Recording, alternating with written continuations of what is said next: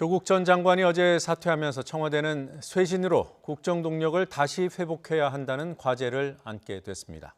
상황 관리에 실패한 부분에 대한 청와대 내부 책임론도 부각될 전망이고 내년 총선을 앞두고 개각을 포함한 인적 쇄신 카드가 나올지 주목됩니다. 취재기자 연결돼 있습니다. 신호 기자.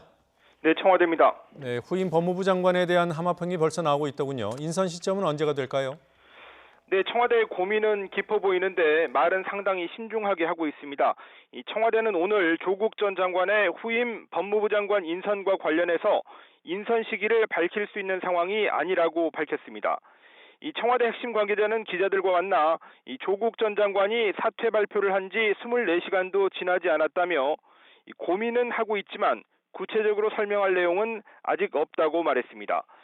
다른 관계자는 YTN과의 통화에서 이제 후보자를 찾고 검증 절차를 진행해야 한다면서 법무부 장관 후보자를 찾는 게 우선이기 때문에 다른 장관 교체 전에 원포인트로 발표할 수도 있다고 말했습니다.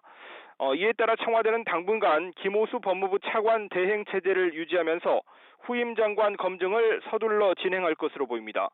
후임 법무부 장관 후보군에는 김오수 차관이나 민주당 박범계 전해철 의원, 그리고 참여연대 공동대표인 하태훈 고려대 교수 등이 거론되고 있습니다. 청와대 관계자가 원포인트 개각을 언급했더군요. 다른 장관 교체 가능성도 있는 겁니까? 네, 그렇게 볼 수 있습니다. 현재로서는 새 법무부 장관 후보자를 물색하는 것이 우선이고 후보자를 찾는 대로 먼저 발표할 수 있다는 뜻입니다. 이 관계자는 다른 장관 교체 가능성에 대해 자세히 언급하지는 않았지만 개각을 하더라도 법무부 장관 후보자는 하루 이틀이라도 먼저 발표해야 한다는 설명도 덧붙였습니다. 내년 총선을 앞두고 다음 달쯤 총선에 출마할 장관들을 바꿔주는 중폭 수준의 개각이 있을 수 있다는 관측은 계속 있었습니다. 이낙연 국무총리를 포함해서 유은혜 교육부총리, 그리고 김현미 국토부 장관 등이 대상입니다. 하지만 조국 전 장관 거취 논란이 2달 넘게 이어지면서 개각을 논의하고 검토하는 시점이 상당히 뒤로 미뤄졌고 현실적으로 인사청문회 등의 부담 때문에 교체 대상자들이 유임될 것이라는 관측도 있었습니다.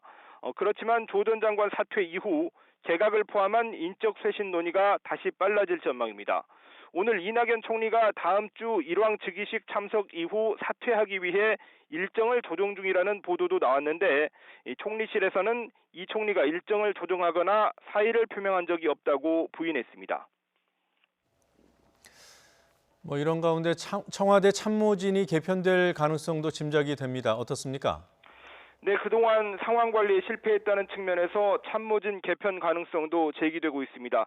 이 참모진 개편이라면 대표적으로 비서실장의 교체도 검토해 볼 수 있겠는데 지난 1월 임종석 전 비서실장에서 노영민 실장으로 교체했을 때를 되돌아보면 그때도 지금처럼 문재인 대통령의 국정 지지도가 청와대 특감반 논란 등으로 급격한 하락 추세에 있었습니다. 그래서 당초 예정했던 1기 참모진에서 2기 참모진으로 체제를 정비한 시기가 서너 달 앞당겨졌습니다.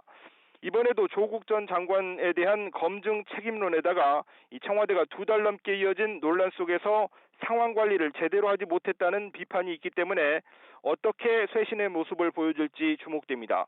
이 청와대 관계자는 너무 급하게 결정할 일은 아니라고 밝혔는데 일단 조국 전 장관 사퇴 이후 여론의 추이가 판단의 기준점이 될 것으로 보입니다. 지금까지 YTN 신호입니다.